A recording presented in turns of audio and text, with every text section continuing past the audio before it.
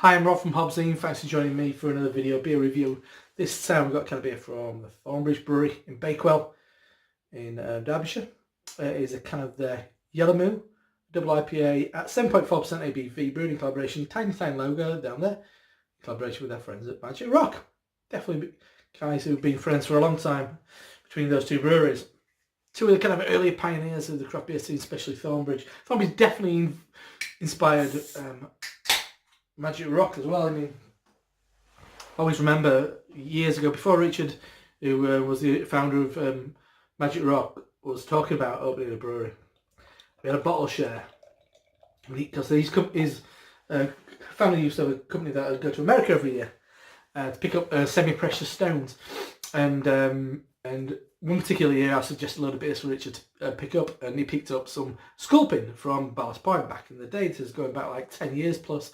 And when we had a tasting, we all had that, and the comment that he came out with was it's jet-fueled Jaipur was Sculpin. So there's always been a connection to these two breweries. There's always been a lot of friendships between the brewers as well. So beer in glass, dark golden beer. Off Whitehead. Big thanks to my buddy James over at the brewery for giving me a couple of cans to this to take a look at. Also reviewed this on Simon from Real Ale Craft Beers channel. Go and check him out. We did a live broadcast with myself and Ollie from Pint Size. That was a lot of fun, so go and check that out as well. But anyway, so let's give it a swirl and sniff, check out the aroma. Grapefruit, dried orange peel, hint of kind of ground ginger, autumnal leaf kind of thing going on. It's quite muted. It's kind of a spicy, rich citrus. Not a sharp citrus, but a rich, rounded citrus. It smells nice for what it is, so let's dive in. Cheers. Yeah, it's an interesting one. It's tasty. But it has got a nice bitter bite as well. It's not old school West Coast. Too much malt character for that. It does have that kind of slightly burnt edge which you sometimes get from kind of rye beers. Something which is akin to kind of rye toast and maybe a crack of white pepper. It's got a gooseberry note in there. It's definitely got a dry grapefruit edge to it. Hint of elderflower maybe. It's got a heft to it. It's got a bit of it's dank-ish. I mean, on the review with Simon and stuff, I remembered beers like Gubner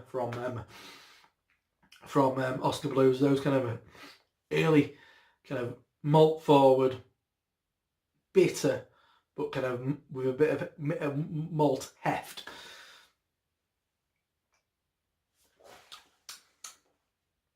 The bitterness kind of catches you a little bit at the back of the throat. So in that sense, yeah, don't want to pin these things down, but does that kind of, it's not astringent, it's nearly astringent. I've got no issue with bitterness. I know we're very much not in bitter beers aren't the kind of the thing at the moment, but this has got it's got the bitterness that kind of catches you a little bit, but doesn't flow. It's kind of it's a one note kind of bitterness. It all seems like there's been, I don't know, is it a load post boil which is going to extract a bit of bitterness? Is it a really quite excessive first kind of like a first wort and kind of early boil bitterness? So it's extracting sharp kind of astringency. It's not a light, nice rounded bitterness. It's not a sharp bitterness. It's kind of a weird, chunky, fucking spiky bitterness. I don't hate it. I don't love it. There's certain parts of it I like. I think like those kind of fruitier elements. I think if the bitterness was a nicer bitterness, I think it could be a really good beer. I think the malt, for me, there's too much toasted malt. You can think, you can see, I'm sure there's people at Thornbridge going, no, you're completely wrong. But that's just my personal preference. I think a lighter, I mean, if you go old school West Coast, I mean, they've got quite pale malt character. So I think that's more what it's crying out for from me. That'll make it a lot more drinkable and sort out the kind of quality of bitterness. It's okay. It's pretty fucking hefty in the kind of bitterness and malt character for... Do you know what? It reminds me a lot of beers you get from kind of like Victory and Dogfish Head and people like that, early pioneers of kind of American craft beer on the East Coast, in the middle of the country, that kind of thing.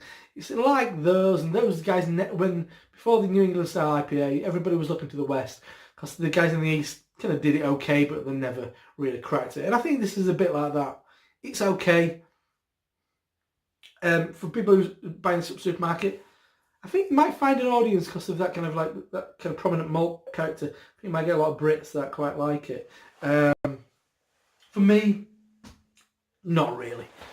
Big thanks to James at the brewery though. I do appreciate you sending me these cans over to take a look at. Love the pink grapefruit, but this maybe not quite as enjoyable for me personally. Until next time, I'm Rob from HopZine. Cheers.